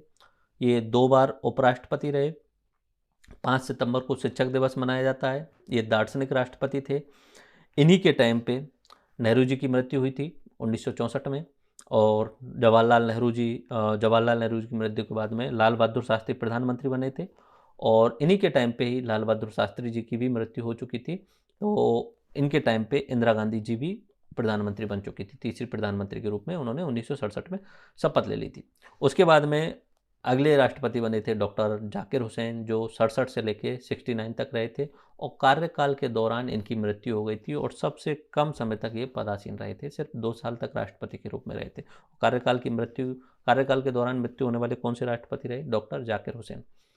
उसके बाद चुनाव हुए थे। चुनावों में अलग अलग सिस्टम रहा। नीलम संजीव रेड्डी को कांग्रेस के द्वारा खड़ा किया गया था, और बीबी गिरी को जो है वो ये इंदिरा गांधी जी के द्वारा खड़ा किया गया था, जबकि इंदिरा गांधी जी कांग्रेस का पार्ट थी। ठीक है, वो राजनीति का हिस्सा है, वो कभी और बाद में देखेंगे। तो उन्होंने उस समय बोला था आत्मा की आवाज़ सुनिए अपनी, और आत्मा की आवाज़ के आधार पे ज़्यादातर लोगों ने जो है बीबी गिरी को जो है वो राष्ट्रपति के रूप में चुन लिया था। ओके, तो बट उससे पहले वो कार्यवाहक राष्ट्रपति रहे थे कुछ समय तक के लिए, एम बीबी गिरी और एम हिदायतुल्लाह। मतलब कैसे कहानी थी, थोड़ा सा समझने की कोशिश कर लीजिए। ठीक है, जाकिर हुसैन जी की मृत्यु हुई। ओके, अब मृत्यु होने के बाद में राष्ट्रपति का पद कभी खाली नहीं हो सकता। जब जाकिर हुसैन की मृत्यु हुई, उस समय बीबी गिरी कौन थे? वो उपराष्ट्रपति थे। अब उपराष्ट्रपति थे तो ऑटोमेटिकली वो केयर टेकर राष्ट्रपति के रूप में आ जाएंगे। केयर टेकर राष्ट्रपति के रूप में आ गए। अब क्या हुआ, कांग्रेस ने चुनाव में खड़ा किया नीलम संजीव रेड्डी को खड़ा किया, और इंदिरा गांधी जी ने बीबी गिरी जी से बोला कि आप भी चुनाव लड़िए। अब चुनाव लड़ना है तो लाभ का पद धारण नहीं किया जा सकता। ठीक है, उपराष्ट्रपति पोस्ट पे रह ही नहीं सकते वो। तो फिर बीबी गिरी को भी हटना पड़ा उपराष्ट्रपति पोस्ट से और राष्ट्रपति पोस्ट से, क्योंकि उपराष्ट्रपति तो थे, केयर टेकर राष्ट्रपति के रूप में काम कर रहे थे। तो बीबी गिरी जी को भी हटना पड़ा। अब बीबी गिरी हट जाएंगे तो फिर कौन आएगा राष्ट्रपति के लिए? तब एम हिदायतुल्लाह आए थे, जो सुप्रीम कोर्ट के चीफ जस्टिस थे। तो ठीक है, एकमात्र जो चीफ जस्टिस थे इंडिया के सुप्रीम कोर्ट के, वो जो है वो एम हिदायतुल्लाह थे, जो चुनाव होने तक के लिए जो है वो राष्ट्रपति रहे थे 20 जुलाई से 24 अगस्त, 1.5 महीने के आसपास में। उससे पहले 1.5-2 महीने बीबी गिरी केयर टेकर के रूप में रहे थे। अब चुनाव हुए, चुनाव में बीबी गिरी जीत गए, तो अगले 5 साल तक बीबी गिरी जो है वो कंटिन्यूस जो है वो राष्ट्रपति रहेंगे। और ये बीबी गिरी जो है वो पहले चक्र की जो मतगणना हुई थी उसमें नहीं जीते थे, दूसरे चक्र की, पहली वरीयता में तो इनको पोस्ट नहीं मिल पाई, लेकिन दूसरे चक्र की जब मतगणना हुई तब मिले, और ये स्वतंत्र उम्मीदवार थे। कांग्रेस ने नीलम संजीव रेड्डी को खड़ा किया था। इनको इंदिरा गांधी जी का समर्थन था, बीबी गिरी जी को। ओके, तो ये दूसरे चक्र की गणना में जीतने वाले एकमात्र राष्ट्रपति हैं, और 69 से लेकर 74 तक ये रहे थे। उसके बाद में फखरुद्दीन अहमद अली 74 से लेकर 77, इनकी भी कार्यकाल के दौरान मृत्यु हो जाती है, और आपातकाल इन्हीं के टाइम पे लगाया गया था। 25 जून की रात में इंदिरा गांधी जी ने लिख के भेज दिया था और राष्ट्रपति से दस्तखत करवा लिए थे, जबकि कैबिनेट से सहमति भी नहीं ली थी। तो आपातकाल भी इनके टाइम पे लगाया गया था। और सर्वाधिक अध्यादेश, क्योंकि अब आपातकाल लग गया, संसद भंग हो चुकी है, तो सर्वाधिक अध्यादेश कौन लेके आएंगे? यही लेके आएंगे, फखरुद्दीन अहमद अली के टाइम पे। ओके, उसके बाद में बी डी जत्ती कुछ समय इनकी मृत्यु होने के बाद में कार्यवाहक राष्ट्रपति के रूप में रहे। फिर चुनाव हुए, तो फिर उस समय जो है वो नीलम संजीव रेड्डी को निर्विरोध निर्वाचित कर लिया गया। ओके, दूसरा कोई व्यक्ति खड़ा ही नहीं हुआ 77 में। ओके, उसके बाद में ज्ञानी जैल सिंह जी, ये प्रथम सिख राष्ट्रपति थे। उन्होंने एक बार जेबी वीटो का प्रयोग किया था, डाक विधेयक राजीव गांधी जी से इनकी बन नहीं रही थी उस टाइम। ठीक है, उसके बाद में आर वेंकट रमन जी, ये सबसे ज़्यादा उम्र दराज के यानी सबसे ओल्ड एज वाले व्यक्ति थे, ठीक है। 1987 से लेकर 92 तक ये राष्ट्रपति रहे। उसके बाद में डॉक्टर शंकर दयाल शर्मा, ये 1992 से लेकर 1997 तक रहे और इन्होंने 4 पीएम के साथ में काम किया। 1992 में तो पीवी नरसिंह राव थे। उसके बाद में 1996 97 में 3 बार सरकारें बदली, 13 दिन तक के लिए प्रधानमंत्री अपने अटल बिहारी जी रहे, ठीक है। फिर आई के गुजराल जी आए, तो उस समय एच डी देवगौड़ा भी आए। फिर ये 3 तो यही हो गए और एक पहले पीवी नरसिंह राव वाले, तो 4 प्रधानमंत्रियों के साथ इन्होंने काम किया, ठीक है। I K Gujral, H D Deve Gowda and P V Narasimha Rao और अटल बिहारी जी के साथ में। उसके बाद में के आर नारायण जी आए 97 से लेकर 2002। ये पहले दलित व्यक्ति थे जो राष्ट्रपति चुने गए थे। उसके बाद में doctor APJ Abdul Kalam, missile man के नाम से जाना जाता है, विंग्स ऑफ फायर इनकी बुक्स है। 2002 से लेकर 2007 तक ये जो है राष्ट्रपति रहे थे। उसके बाद में प्रतिभा पाटिल जी, ये राजस्थान में इनका जन्म हुआ था और महाराष्ट्र में ये शादी हुई थी। तो प्रथम महिला ये राष्ट्रपति पद पर पहुंचने वाली थी, तो ये ध्यान रख लेना है। राष्ट्रपति पद पर पहुंचने वाली प्रथम महिला प्रतिभा पाटिल थी, ओके। देन प्रणब मुखर्जी, ये 2012 से लेकर 2017 तक अपने राष्ट्रपति रहे और ये बीरभूम पश्चिम बंगाल से आते थे, ओके। और रामनाथ कोविंद जी, ये सेकंड दलित हैं और ये अभी कंटिन्यूएशन का कार्यकाल चल रहा है। 2022 में ये राष्ट्रपति पद का चुनाव होंगे जुलाई में, तो 25 जुलाई के बाद में एक नए राष्ट्रपति चुने जाएंगे, ओके। तो इनमें से अभी शायद ही प्रतिभा पाटिल जी जो हैं वो जीवित हैं और बाकी सभी जो राष्ट्रपति वो है नहीं इस समय पर, ओके। तो राष्ट्रपति से रिलेटेड कुछ स्पेशल फैक्ट आप ध्यान रख लेना। हाँ, राष्ट्रपति नियुक्ति कौन की करता है ये याद रख लेना है क्लियरली। यूपीएससी की, वित्त आयोग के अध्यक्ष की एंड राज्यपालों की नियुक्ति, राजदूतों की नियुक्ति, महान्यायवादी की नियुक्ति, कैग की नियुक्ति, चीफ इलेक्शन कमीशन की नियुक्ति और चीफ जो अपना जस्टिस होता है, सीजेआई होता है, उसकी नियुक्ति यही करता है, ओके, राष्ट्रपति करता है। तो यह ध्यान रखना है। संसद जो होती है वो राष्ट्रपति, लोकसभा और राज्यसभा से मिलकर के बनी होती है, ठीक है। संसद जो होती है राष्ट्रपति, लोकसभा और राज्यसभा तीनों से मिलकर बनी होती है। राष्ट्रपति कार्यपालिका का अध्यक्ष होता है। महाभियोग की प्रक्रिया आर्टिकल नंबर 61 में पूरा बता दिया, पहले ही समझा दिया, ओके। 123 में अध्यादेश जारी करने की शक्ति है और संसद अधिवेशन प्रारंभ होने के 6 सप्ताह तक वो प्रभावित रहता है। उसके बाद में जो है उसे पारित करवाना होता है, ठीक है। अध्यादेश का ध्यान रखना, आपको एक टाइमिंग ध्यान रखना कि अगर राष्ट्रपति जी ने अध्यादेश पारित किया, मान लीजिए फार्म बिल से रिलेटेड अध्यादेश जारी किया, तो संसद जैसे ही शुरू होगी, जिस समय संसद सत्र चालू हो जाएगा उसके 6 सप्ताह के अंतर्गत यानी 42 दिन के अंतर्गत उसे आपको संसद से जो है वो अप्रूव करवाना होगा, तभी वो पारित माना जाएगा, तभी वो कंटिन्यू रहेगा, अदरवाइज वो लैप्स हो जाएगा, ओके। आर्टिकल नंबर 110 जो है वो बिल विधेयक से रिलेटेड है। तो उस बिल विधेयक की खास बात यह है कि बिल विधेयक में राष्ट्रपति की पूर्व सहमति लेनी होती है। उसके अलावा बाकी विधेयकों में राष्ट्रपति बाद में हस्ताक्षर करता है। मनी बिल में या धन विधेयक में जो है वो राष्ट्रपति को पहले हस्ताक्षर करने होते हैं, ठीक है। राष्ट्रपति प्रतिवर्ष या तथा नई लोकसभा के गठन होने के बाद में संसद के दोनों सदनों के प्रथम सत्र को संबोधित करता है। ये तो आपको पता ही होगा, नई संसद जब भी गठित होती है, नई लोकसभा जब भी गठित होती है, तब उसके बाद में राष्ट्रपति पहले दिन भाषण देते हैं और हमारी सरकार, इस तरीके से वो बोलते हैं। तो यानी नई सरकार जो है वो क्या करने वाली है वो अपने उस भाषण में प्रस्तुत करते हैं, ओके। और कुछ वो गाइडलाइंस भी देते हैं नए जो लोकसभा में आते हैं उनके लिए, ओके। देन अब बात करते हैं उपराष्ट्रपति की। राष्ट्रपति आपका कंप्लीट हुआ। उपराष्ट्रपति से रिलेटेड कुछ आर्टिकल हैं, जैसे 63 वाला जो है वो उपराष्ट्रपति होगा। 52, 63 और 74 आप ध्यान रख लेना है, ठीक है। 79, 80 और 81 ये भी आपको ध्यान होंगे, मुझे ध्यान आता है। सरला, संसद, राज्यसभा और लोकसभा, ठीक है। उधर 124 सुप्रीम कोर्ट का और 214 हाई कोर्ट का, ठीक है। तो ये जो इम्पोर्टेंट आर्टिकल हैं जो बार बार पूछे जाते हैं एग्जाम में, उनको मैं बार बार रिवाइज करता रहूँगा आपको। एक उपराष्ट्रपति होगा, ओके। ये राज्यसभा का पदेन सभापति होगा और समितियों का, राज्यसभा की समितियों का अध्यक्ष होगा।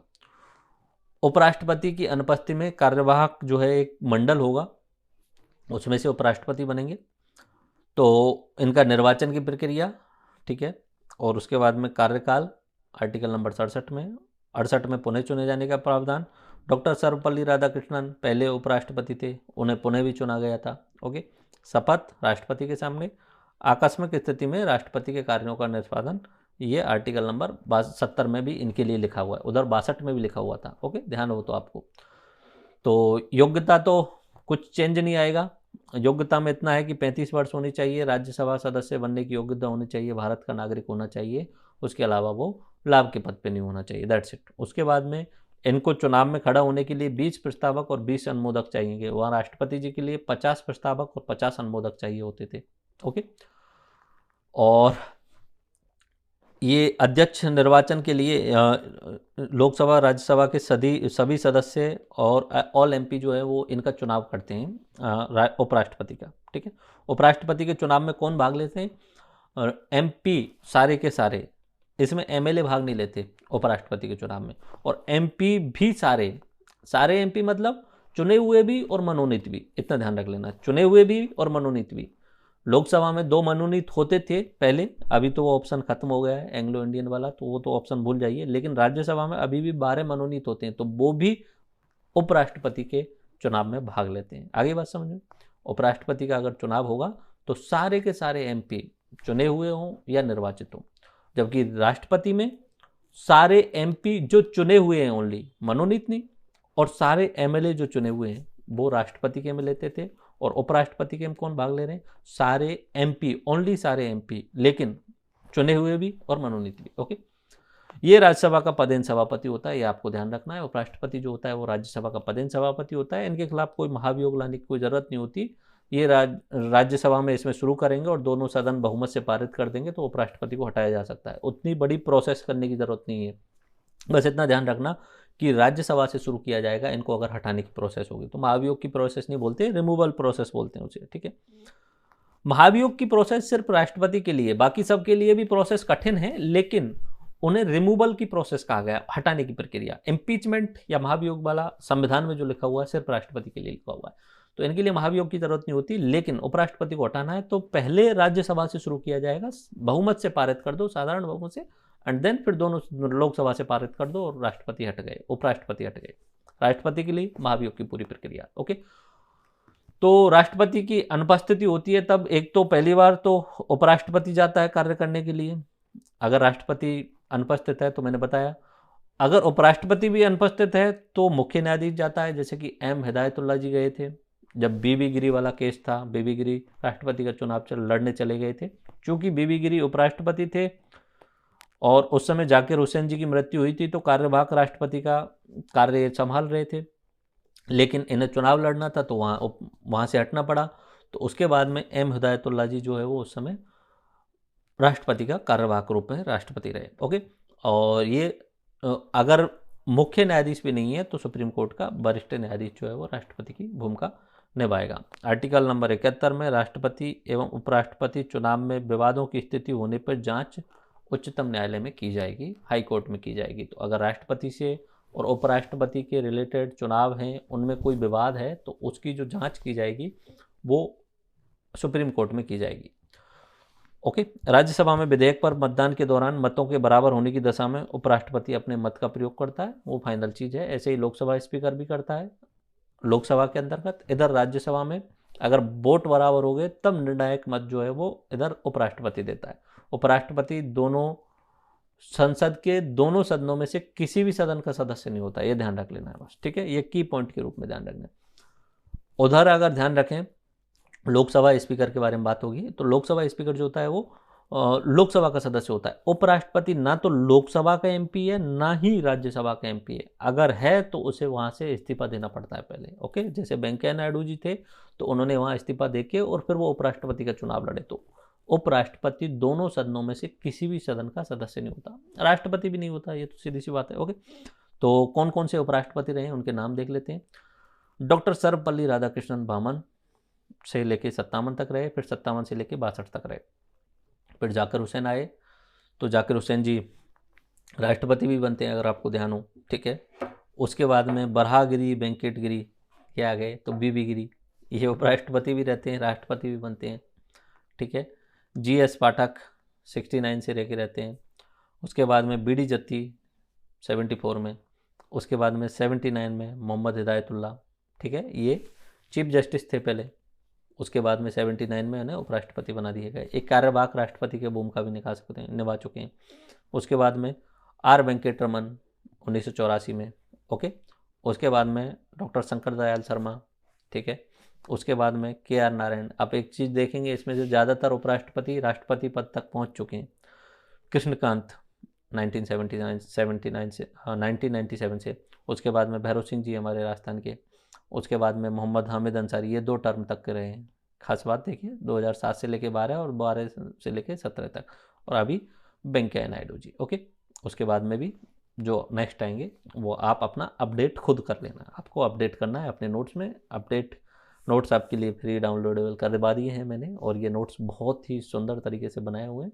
अगर प्रॉपर उपयोग करोगे तो हर एग्जाम में 80 से 90% सवाल आसानी से सॉल्व कर पाओगे। ओके, ठीक है। तो ये लोकसभा और राज्यसभा वाला पार्ट तो हमारा अगला है, यहाँ तो उन्हें देखना ही नहीं है, हमें प्रधानमंत्री पे जाना है अभी। ओके, प्रधानमंत्री पे आते हैं। प्राइम मिनिस्टर, तो आर्टिकल नंबर 52 राष्ट्रपति, 63 उपराष्ट्रपति, 74 एक मंत्रिपरिषद होगा जिसका मुखिया कौन होगा? प्रधानमंत्री। और ये हमारी कार्यपालिका का वास्तविक कार्यकारी प्रमुख होता है प्रधानमंत्री। राष्ट्रपति नाम मात्र का प्रमुख होता है, ये जो होता है वो अपना कार्यपालिका का वास्तविक प्रमुख होता है। ओके, और प्रधानमंत्री बनने की जो न्यूनतम उम्र होती है वो 25 वर्ष की होती है। 25 वर्ष इन द सेंस एक लोकसभा में चुने जाने की योग्यता होनी चाहिए, उसके बाद में तो आप प्रधानमंत्री बन सकते हो। ओके, तो लोकसभा चुने जाने के लिए 25 वर्ष की उम्र है, तो राष्ट्रपति प्रधानमंत्री बनने के लिए 25 वर्ष की है। ओके, 74 में लिखा हुआ है राष्ट्रपति को कार्यपालिका कार्यों के निर्वहन में सलाह एवं परामर्श देने के लिए एक मंत्रिपरिषद होगी जिसका मुखिया प्रधानमंत्री होगा। दैट्स इट, ये लिखा हुआ है आर्टिकल नंबर 74 में। तो यहाँ से प्रधानमंत्री पद निकल कर आता है। अब उसकी नियुक्ति कैसे होती है वो इसमें लिखी हुई है। मंत्री यहाँ पे 75 में लिखा हुआ है, 75 में लिखा हुआ है कि प्रधानमंत्री की नियुक्ति राष्ट्रपति के द्वारा की जाएगी, और प्रधानमंत्री जो अपना निम्न सदन है या जिसे लोकसभा बोलते हैं उसका सदन का नेता होगा वो। ओके, तो ये 75 में लिखा हुआ है। तो प्रधानमंत्री की नियुक्ति की बात अगर करें तो 75 प्रधानमंत्री की नियुक्ति राष्ट्रपति के द्वारा की जाएगी, ध्यान रख लेना। ओके, 75 में लिखा हुआ है ये मंत्रिपरिषद जो है सामूहिक रूप से लोकसभा के प्रति उत्तरदायी होगा, और गठबंधन नेता के प्रधानमंत्री को 1 माह के भीतर सदन में विश्वास मत हासिल करना होगा। तो गठबंधन नेता यानी कभी कभी एक पार्टी को पूर्ण बहुमत नहीं मिल पाता है तो वो 10-5 पार्टी मिलकर गठबंधन बना लेते हैं, और वो राष्ट्रपति जी के पास में पहले जाके पर्चा दे के आ जाते हैं कि हमें प्रधानमंत्री बना दो। राष्ट्रपति को लगता है कि 10 लोगों की टीम है इनके पास में और ये बहुमत साबित कर देंगे, तो राष्ट्रपति उन्हें प्रधानमंत्री बना देते हैं, तुरंत ही बना देते हैं। ओके, शपथ भी दिलवा देते हैं। फिर उन्हें 1 माह के अंतर्गत सदन के जो सदन है उसमें फ्लोर टेस्ट करवाना होगा, और उसमें वो जो बहुमत है वो प्राप्त करना होगा। तो बहुमत कितना है? 272 है हमारे इंडिया के लिए। बाकी नई संसद बनाई जा रही है 2026 के बाद में, परिसीमन आयोग कुछ चेंज भी कर सकता है, तो हो सकता है आने वाले टाइम पे 800-900 सांसद हो सके, लेकिन वर्तमान में 545 की संख्या है। ओके, अब 202 और घटा दीजिए एंग्लो इंडियन, तो 543 ही रखिए, जिनमें से 530 जो है वो राज्यों से हैं और 13 जो है वो यूनियन टेरिटरीज से हैं, जिसमें से 7 अपने दिल्ली से आते हैं और बाकी 6 अदर से आते हैं। बाकी अब थोड़ा सा चेंज हो गया तो वो आप मान लीजिए जम्मू कश्मीर और किस तरीके से एडजस्ट करेंगे। तो 75-3 में जो है वो 1 माह के अंतर्गत जो है वो विश्वास मत हासिल करना होगा गठबंधन सरकार के प्रधानमंत्री को। ओके, और लोकसभा के प्रति उत्तरदायी होता है, तो ये चीज़ बहुत ध्यान रख लेना है। संसदीय प्रणाली में कार्यपालिका विधायिका के प्रति जो है वो उत्तरदायी होती है। ठीक है, गैर सांसद, अगर ऐसा भी होता है कभी कभी गैर सांसद है, अगर चुनाव नहीं लड़ा है उसने और उसको भी प्रधानमंत्री बनना है तो बना सकते हैं, कोई दिक्कत नहीं है। मनमोहन सिंह जी चुनाव नहीं लड़ा उन्होंने कभी भी। सोनिया गांधी जी जीत गई 2004 में, तो उन्हें लगा कि किसको बनाया जाए, तो बोले अपने खास आदमी को बनाया जाए तो हमारे खिलाफ विद्रोह नहीं करें, तो मनमोहन सिंह जी को प्रधानमंत्री बना दिया, जबकि वो चुनाव नहीं लड़े थे। तो कोई दिक्कत नहीं है, 6 महीने के ना राज्यसभा से चुनाव लड़वा के जितवा लाएंगे। अब राज्यसभा का चुनाव तो जो है वो डायरेक्टली लोग तो वोट देते नहीं है, एमएलए वोट देते।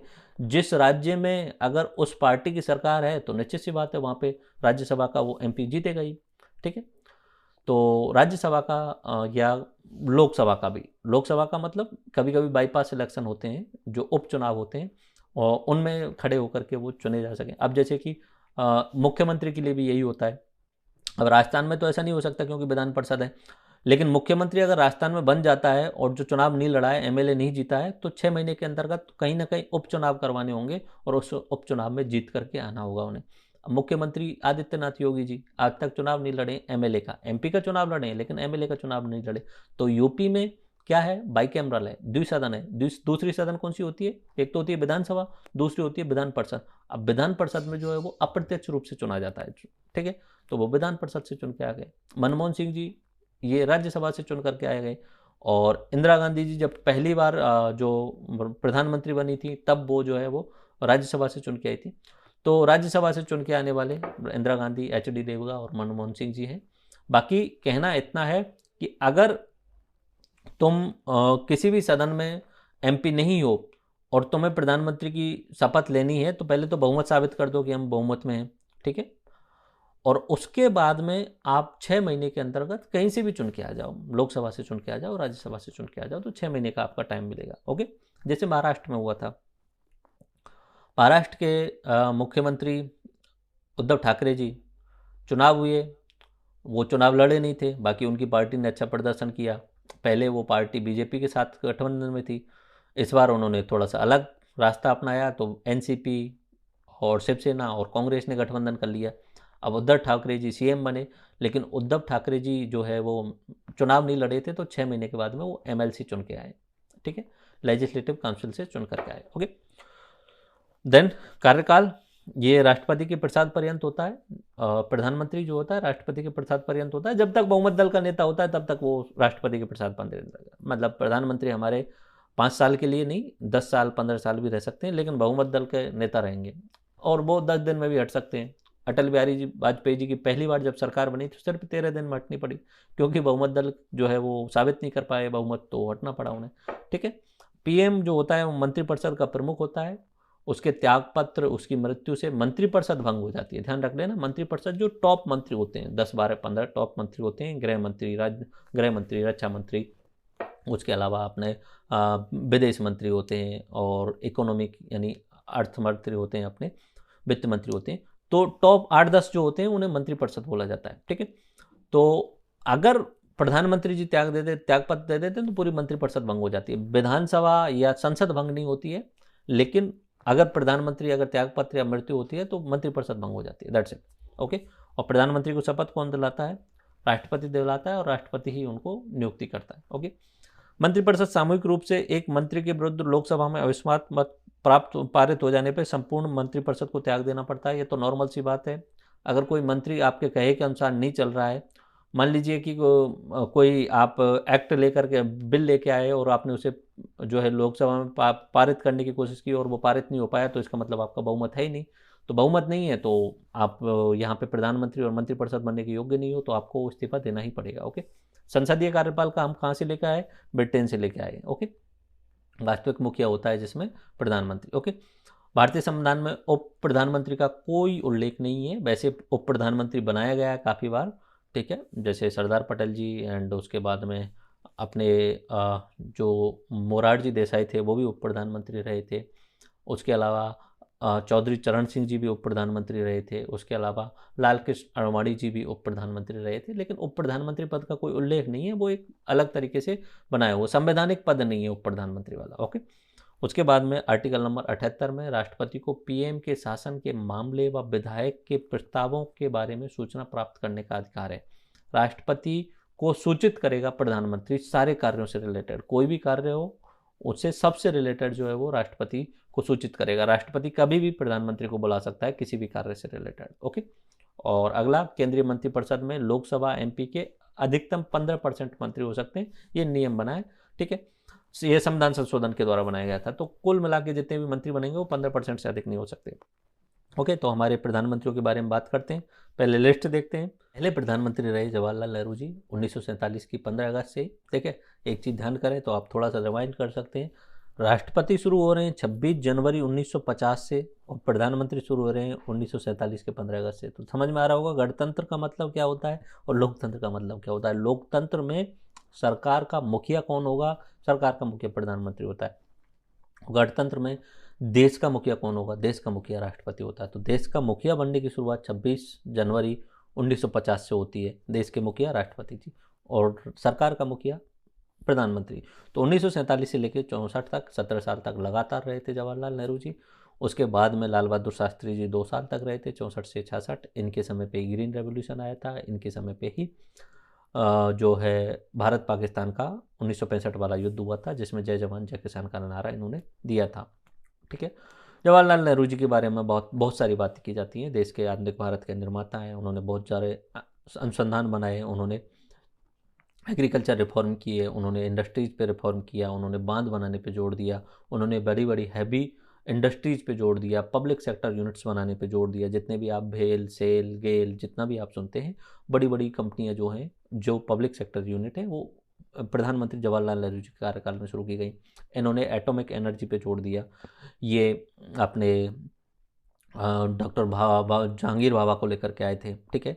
इसरो के लिए विक्रम साराभाई जी को लेकर आए थे, तो इसरो की भी शुरुआत इनडायरेक्टली इन्होंने करवा दी थी, ठीक है। वैसे तो इसरो 69 में बना, लेकिन उससे पहले विक्रम साराभाई की अध्यक्षता में इन्होंने इसको इस बार शुरू करवा दिया था, ओके। और उसके अलावा आईआईटीज की शुरुआत इन्होंने कराई, आईआईटी रुड़की की इन्होंने शुरुआत करवाई, ओके। उसके अलावा 6-7 आईआईटी इन्होंने खुलवाए। तो बहुत नेशनल लेवल पे बड़ा जो काम किया इन्होंने, देश का जो मजबूत ढांचा इन्होंने शुरू किया, तो वो जवाहरलाल नेहरू। उनके बारे में तो आप बहुत लंबा चौड़ा लिख सकते हो, लंबा चौड़ा बोल सकते हो, तो कभी बाद में बात करेंगे जवाहरलाल नेहरू जी के बारे में, ठीक है। ना 5 मिनट में 10 मिनट में समराइज नहीं किया जा सकता। वैसे सिलेबस में आजकल जवाहरलाल नेहरू अलग से आने लग गया है। बहुत बड़ी बात होती है 17 साल शासन करना। 17 साल शासन करना इंपॉर्टेंट नहीं है, इंपॉर्टेंट ये है कि उन्होंने भारत की आज़ादी के बाद में इस लोकतंत्र की नींव को रखा। देखो ऐसा है, आज़ाद हो गए और उस समय इतने बड़े नेता थे वो कि उनके कद का कोई नहीं था। वो चाहते तो उस समय तानाशाह रूप भी अपना सकते थे, लेकिन उन्होंने ऐसा नहीं किया। उन्होंने लोकतंत्र को अपनाया, उन्होंने बार बार चुनाव करवाए। देखो इंदिरा गांधी जी एक बार चुनाव कराने के बाद में इमरजेंसी लगवा दी, लेकिन उन्होंने 52 में चुनाव करवाया, 57 में चुनाव करवाया। लोकतंत्र को मजबूती से उन्होंने शुरू किया। आप भले ही कुछ भी बोल लीजिए, लेकिन आपको अगर ऐसी पावर दे दी जाए और आज़ादी के बाद में, तो फिर आप शायद लोकतंत्र को नहीं, कोई भी कैसा भी सर्वेसर्वा हो, वो कहीं ना कहीं वो तानाशाह बनने की कोशिश कर लेता है, ठीक। तो ये है। एंड उसके बाद में लाल बहादुर शास्त्री, ज़्यादा नहीं बोल सकते। एंड इंदिरा गांधी जी 66 से लेके एंड 67 तक कंटिन्यूस रही थी। 1975 में इन्होंने इमरजेंसी लगाई थी। उसके बाद में ये 3 साल के लिए अलग हो गई, और उस समय 3 साल के लिए मोरारजी देसाई, चौधरी चरण सिंह जी 2 प्रधानमंत्री बने थे। उसके बाद में 80 में चुनाव हुए थे, तो उसमें भी इंदिरा गांधी जी चुन करके आ गई थी, ओके। और इसके रिलेटेड मैं आपसे सजेशन करना चाहूँगा कि आपको जब भी टाइम मिले तो एबीपी न्यूज़ पर प्रधानमंत्री एपिसोड्स हैं, वो देखिए, आपको भारत की राजनीति का इतिहास पूरा पता चल जाएगा। इंदिरा गांधी जी के समय पे भारत पाकिस्तान का युद्ध हुआ था, बांग्लादेश को आज़ाद करवाया था इंदिरा गांधी जी ने। इंदिरा गांधी जी बैंकों का नेशनलाइजेशन करवाया था। इंदिरा गांधी जी ने जो राजा महाराजाओं का प्रीवी पर्स ख़त्म करवाया था। 14 बैंकों का नेशनलाइजेशन करवाया था। तो इंदिरा गांधी जी के टाइम पे ही, उस समय 1973 में केशवानंद भारती केस जो था वो रहा था, ठीक है। और गोलकनाथ केस 1967 में था, वो इंदिरा गांधी जी के केस था। और इस समय न्यायपालिका और कार्यपालिका के बीच में बहुत बड़ा झगड़ा हो गया था, तो इंदिरा गांधी जी रही थी उस समय।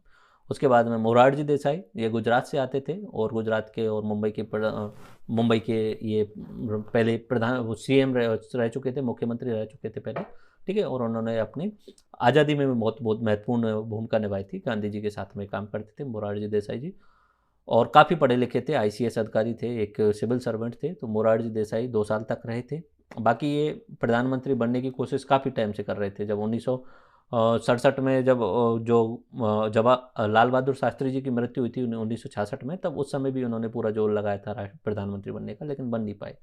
फिर जब इमरजेंसी लगाई, इमरजेंसी के बाद में जेपी नारायण और मोरारजी देसाई, इनके नेतृत्व में बाकी सभी पार्टियां एकत्रित हुई इमरजेंसी के बाद 1977 के चुनाव में। तब जनता पार्टी चुन करके आई, और उस समय प्रधानमंत्री बने थे मोरारजी देसाई। कुछ समय बाद में धीरे धीरे चौधरी चरण सिंह, इन्हीं के उप मुख्यमंत्री, उप प्रधानमंत्री थे चौधरी चरण सिंह। लेकिन चौधरी चरण सिंह और मोरारजी देसाई में उतनी बन नहीं पा रही थी, तो चौधरी चरण सिंह ने अपना समर्थन साइड में ले लिया। चौधरी चरण सिंह को इधर संजय गांधी जी ने इंदिरा गांधी जी के कहने पे जो है वो कांग्रेस का समर्थन दे दिया। तो कुछ समय के लिए ये चरणजीत सिंह जी भी जो है वो यहाँ पे प्रधानमंत्री रहे थे। ज़्यादा दिन नहीं रह पाए थे, थोड़े समय तक के लिए रहे थे, ओके, 4-5 महीने तक रहे थे। उसके बाद में चुनाव हुए, तो फिर इंदिरा गांधी जी चुन करके आई 1980 से लेकर 1984 में। और फिर उसके बाद में Amritsar, general Bhindranwale and Punjab insurgency, ये रही खास उस समय की बात। और फिर ऑपरेशन ब्लू स्टार हुआ 1984 में, और उनको मार दिया गया, और खालिस्तान की जो मांग करने वाले थे उनको दबा दिया गया। और उस समय जो इंदिरा गांधी जी के बॉडीगार्ड थे, सिख बॉडीगार्ड, उनके द्वारा जो है इंदिरा गांधी जी की हत्या कर दी जाती। उसी दिन राजीव गांधी जी को जो है वो 31 अक्टूबर को प्रधानमंत्री चुन लिया जाता है। 31 अक्टूबर 1984 को वो प्रधानमंत्री चुने जाते हैं। 1984 के कुछ समय बाद में ही वो 2-1 महीने में चुनाव भी करवाते हैं। तो जो है वो इंदिरा गांधी की मृत्यु की जो लहर थी, शोक की लहर थी, उसके कारण जो है वो राजीव गांधी बहुत पूर्ण बहुमत से जीतते हैं, 400 प्लस सीट उनको मिलती हैं 500 में से। अब तक एक ही बार हुआ है ऐसा। तो राजीव गांधी फिर 85 से लेके 89 तक जो है वो यहाँ पे, एक तो वो भोज घोटाला आपने सुना होगा, तो वो राजीव गांधी का टाइम की बात है ही। उसके अलावा एक सायरा बानो केस था, उसमें ट्रिपल तलाक वाला केस था, उसके खिलाफ जो है वो अध्यादेश लेकर के आई थी राजीव गांधी सरकार, मुस्लिमों को संतुष्टिकरण करने के लिए, मुस्लिमों को अपीचमेंट के लिए। उसके अलावा राम मंदिर के ताले भी राजीव गांधी सरकार के द्वारा खोले गए थे। ओके, तो ये कार्य रहे। और इनका जो कार्यकाल था, वैसे तो उन्होंने कंप्यूटर लाने की शुरुआत की थी, आधुनिक कंप्यूटर के जनक इन्हें भी बोला जाता है, भारत में ये लेकर के आए थे। उसके अलावा सैम पोट्रोदा को भी ये भारत लेके आए थे, जिन्होंने बाद में भारत में कंप्यूटर का विकास करवाया।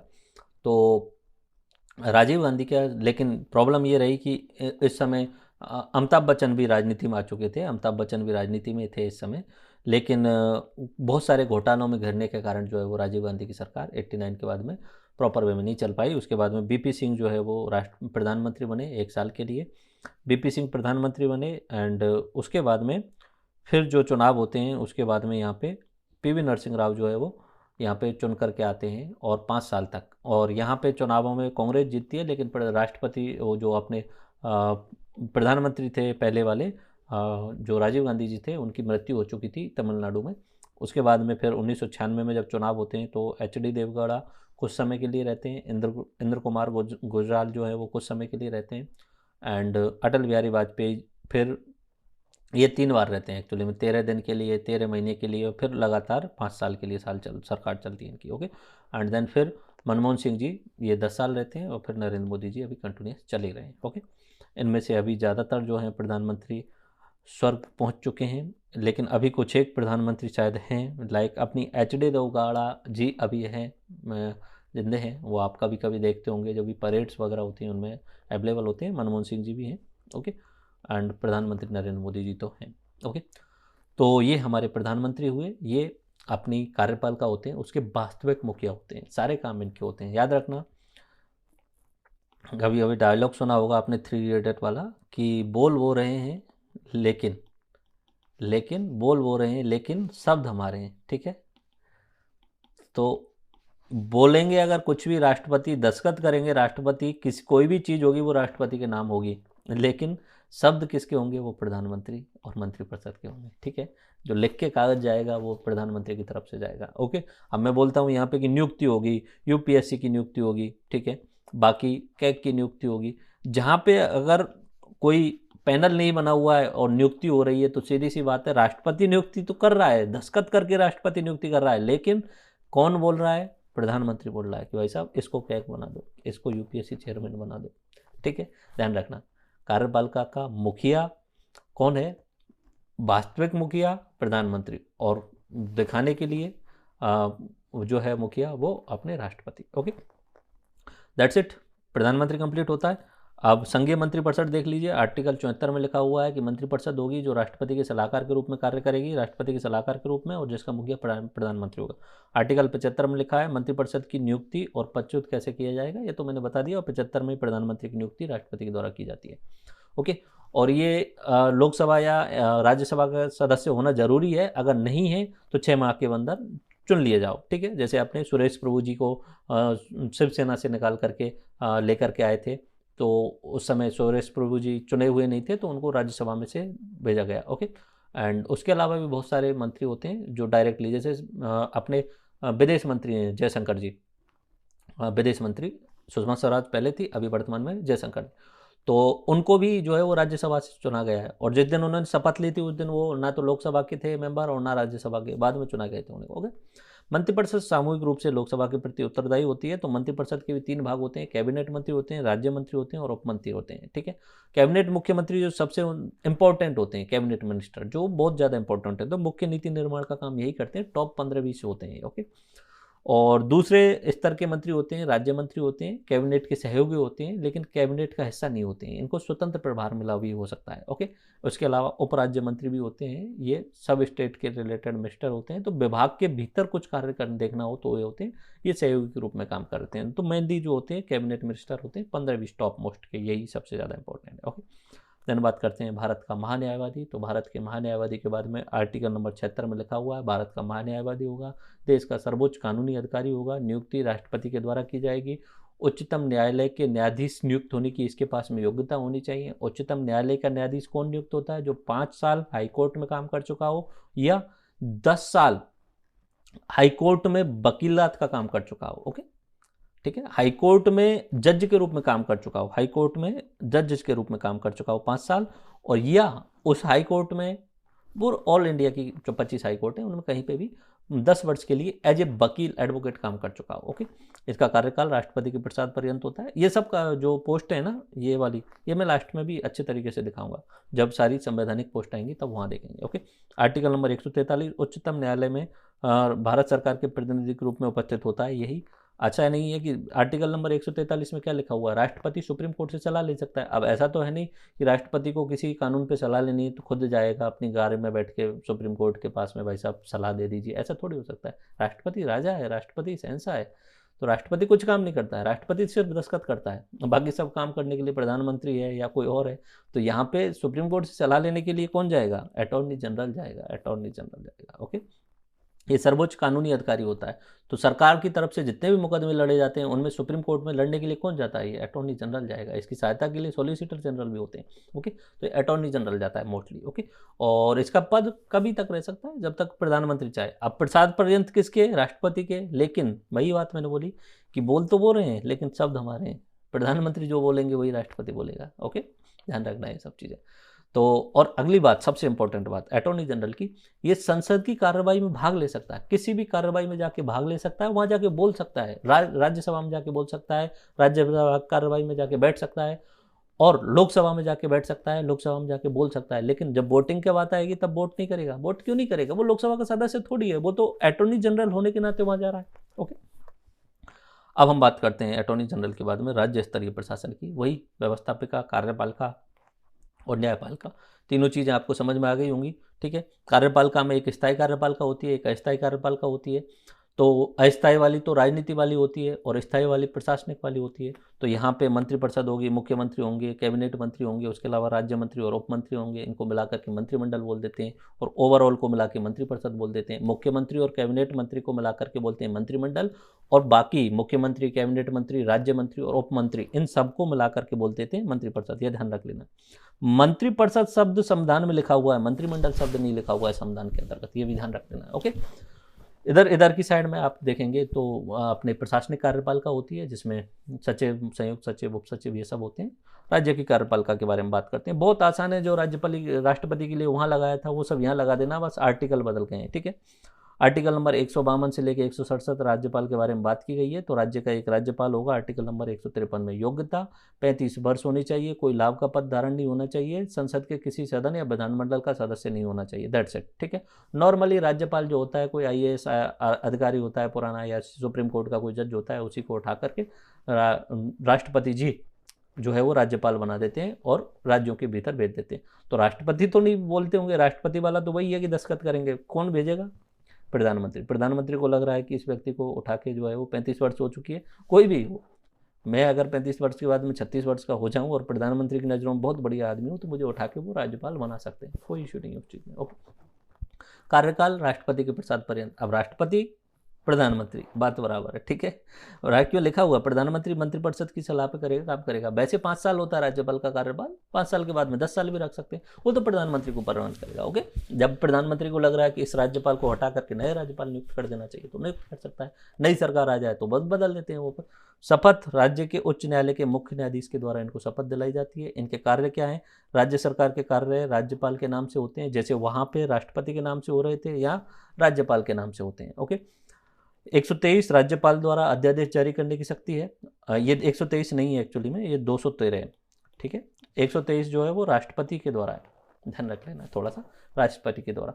तो लोकसभा के अध्यक्ष और सदस्यों की नियुक्ति जो है वो ये राज्यपाल करता है, लेकिन हटाने की शक्ति राज्यपाल की नहीं होती है। ओके, राज्यपाल राज्य में राष्ट्रपति का प्रतिनिधित्व करता है, और राष्ट्रपति शासन लगाने की सिफारिश भी राज्यपाल करता है, और राज्य में जितने भी विश्वविद्यालय उनका कुलाधिपति होता है वो राज्यपाल होता है। ठीक है, ये ध्यान रख लेना। कुछ 5-6 कार्य हैं, ये रट लेना कैसे भी करके। अगर मेंस में भी पूछ लिया जाए तो यहाँ से डाल देना, निश्चित आपको अच्छे नंबर मिलेंगे। ओके, उसके अलावा ये नियुक्तियां करता है, किस किस की नियुक्ति करता है, महाधिवक्ता की नियुक्ति करता है। जैसे केंद्र के लेवल पे अटॉर्नी जनरल होता है, ऐसे ही राज्य के लेवल पे एडवोकेट जनरल होता है, जो राज्य सरकार का जो होता है मुख्य या सबसे बड़ा विधि अधिकारी होता है। ओके, तो महाधिवक्ता जिसे एडवोकेट जनरल भी बोलते हैं। उसके अलावा जिला एवं सत्र न्यायालयों के न्यायाधीश होते हैं, अपने स्टेट पीएससी होता है, राज्यसभा की लोकसभा अध्यक्ष होते हैं, सदस्य होते हैं, उनकी नियुक्ति भी राज्यपाल करता है। ठीक है, अब जहां पे राज्यपाल काम करेगा वहां पे बैकग्राउंड में मुख्यमंत्री आएगा। ठीक है, ऊपर राष्ट्रपति था, प्रधानमंत्री था, तो दिखाने के लिए राष्ट्रपति था, लेकिन अंदरूनी रूप से काम कौन कर रहा था, प्रधानमंत्री। अब राज्यपाल राज्य के लेवल पे राज्यपाल काम करेगा, लेकिन उसके साथ में जितना भी काम होगा वो कौन करेगा, मुख्यमंत्री करेगा। मुख्यमंत्री बोलेगा कि इस व्यक्ति को लोकसभा का अपना आरपीएससी का चेयरमैन बना दो, तो ही बनेगा राष्ट्रपति राज्यपाल। ठीक है, अच्छा एक चीज याद रखना, आरपीएससी चेयरमैन, अध्यक्ष बनाना और मेंबर बनाना ये काम राज्यपाल का होता है, लेकिन हटाने की प्रक्रिया जो है वो राष्ट्रपति की होती है। वैसे ये अपना एक पूरा टॉपिक होगा, उसमें हम देख लेंगे। मंत्रिपरिषद सेम है, आर्टिकल 163 ध्यान रख लेना। राज्यपाल को सहायता एवं सलाह के लिए मंत्रिपरिषद होगी, जिसका प्रधान मुख्यमंत्री होगा। 164 में मुख्यमंत्री की नियुक्ति राज्यपाल करेगा। ठीक है, और मंत्री राज्यपाल के परिषद पर रहते हैं बहुमत होने तक। सीधी सी बात है, जब तक बहुमत है, अब अगर अशोक गहलोत जी दोबारा चुन के आ जाए, तीसरी बार चुन के आ जाए, चौथी बार चुन के आ जाए, जब तक बहुमत है तब तक मुख्यमंत्री रहेंगे, कोई नहीं रोक सकता उन्हें। ओके, ठीक है, राज्यपाल नहीं रोक सकता, क्यों, बहुमत है उनके पास में। ठीक है, और उसके अलावा आर्टिकल 165 में राज्य का महाधिवक्ता एडवोकेट जनरल, अभी जस्ट मैंने बताया, वही सेम काम होंगे। ठीक है, हाई कोर्ट में जाके जाएगा। ओके, ये विधानमंडल में जाकर के बोल सकता है, लेकिन वोट नहीं कर सकता। आर्टिकल नंबर 202 में विधानमंडल में वार्षिक वित्तीय विवरण। ठीक है, ये और अपना आएंगे, उनमें देखेंगे।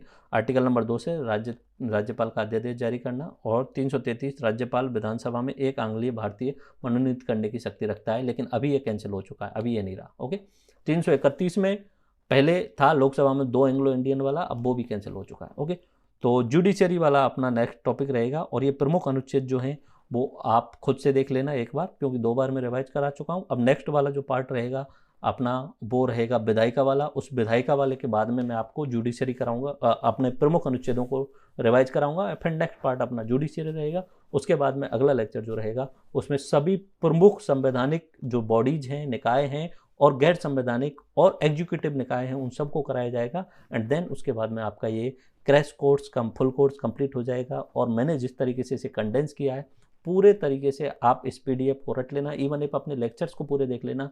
आप किसी भी एग्जाम में चले जाना, आईएएस लेवल तक का एग्जाम, आप 80 से 90% सवाल कर पाओगे। धन्यवाद, मिलते हैं नेक्स्ट लेक्चर में। Thank you.